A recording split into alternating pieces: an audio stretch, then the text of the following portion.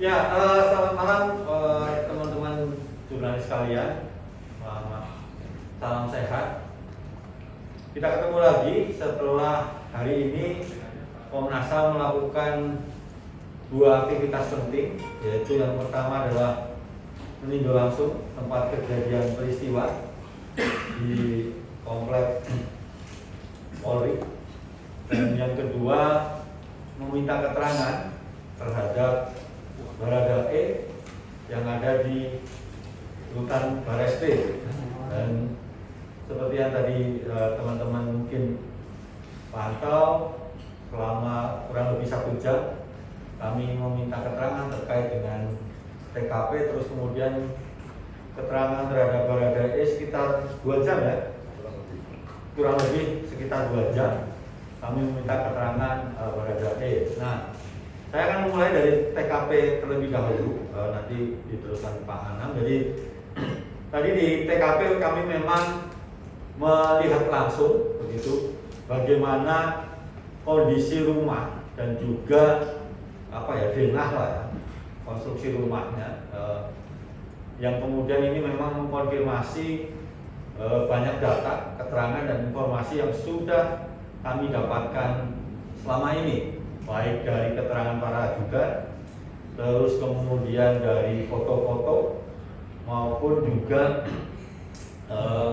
percakapan lewat cyber, plus juga dari balistik.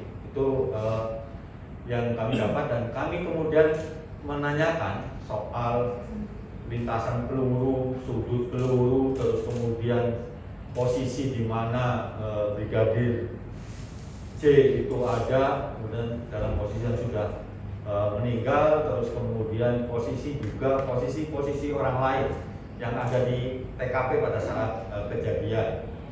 Terus ditanyakan juga bagaimana prosesnya, artinya dari jumlah peluru yang ada nembus dinding dan yang lain sebagainya, kira-kira seperti itu yang dari TKP, termasuk juga mengkonfirmasi dengan hasil-hasil otopsi dari Rumah Sakit Polri pada saat pertama diotopsi Brigadir C. Itu kira-kira yang dari TKP. Jadi nanti mungkin akan diteruskan dengan hasil pemeriksaan dari Baradae di Bareskrim. Silakan Pak Anam. Pak Anam aja. Ya, terima kasih rekan-rekan semua. Tadi yang tim ke Bareskrim, ini ada Pak Gatot, dipimpin oleh Pak Gatot, minta keterangan pada Baradae. Apa saja yang kami dalami, tentu saja memang kami berangkat dari apa yang sudah dimiliki oleh Komnas HAM.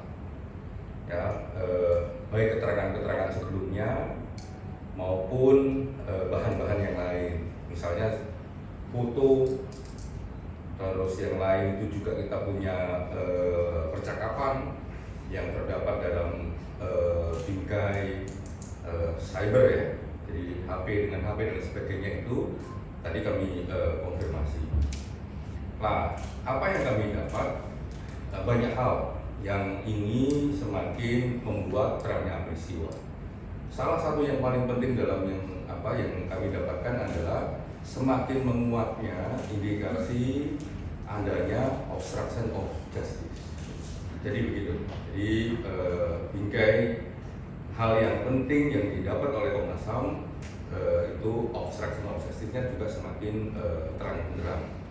Nah, itu begitu pula dengan yang tadi diterangkan oleh Pak DK. Ya, semua hal kita uji tadi, termasuk juga terkait hal-hal yang dalam konteks Komnas HAM itu obstruction of justice-nya kayak apa.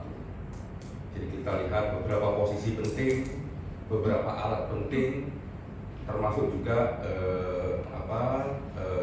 perbedaan-perbedaan gitu.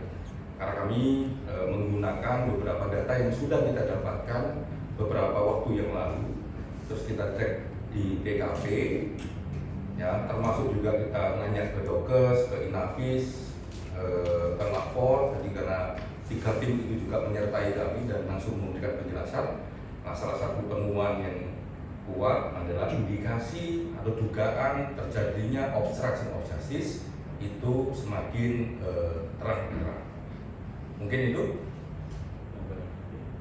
Oh iya, yang berada Sudah ya? Jadi yang Baradae seperti tadi juga sama. Jadi indikasinya sangat kuat adanya obstruction of justice. Ya, mulai dari kisah Magelang yang kita telusurin ya, mulai dari kisah Magelang, kisah Saguling sampai kisah di TKP. Itu semua kita uji dengan satu dokumen-dokumen yang sudah kami dapat, foto-foto yang juga sudah kami dapat, percakapan-percakapan yang juga kami dapat. Nah, salah satu yang kita dapat dari penyandingan dan konfirmasi terhadap dokumen-dokumen sebelumnya itu indikasi adanya obstruction of justice itu semakin lama semakin terang benderang, semakin lama semakin kuat dugaan adanya pelanggaran hak asasi manusia terkait obstruction of justice.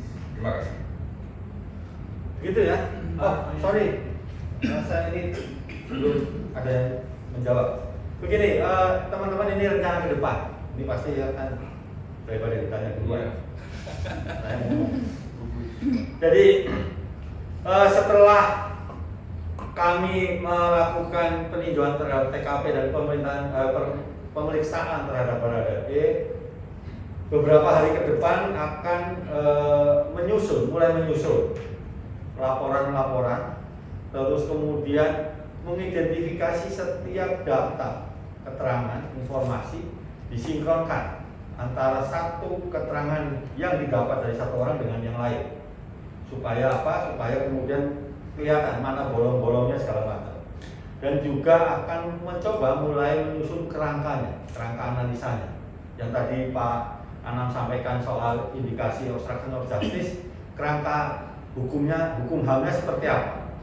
Bisa didetailkan atau tidak? Nah, ini yang akan ke depan kami lakukan. Bagaimana dengan Bu Putri?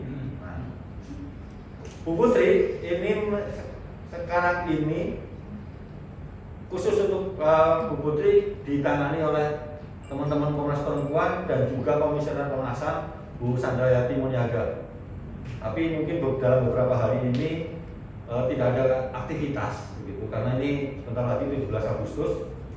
Kira kita sama-sama menghormati kemerdekaan Indonesia, kita sembari mengatur strategi bagaimana kemudian bisa meminta keterangan Bu Putri dengan baik tanpa kemudian menjadikan Bu Putri trauma seperti yang ada sekarang ini. Jadi ke depan hanya coba menyusun laporan, rekomendasi, dan mencoba mencari strategi meminta keterangan dari Bu Putri. Saya kira itu ya. Terima kasih. Bapak.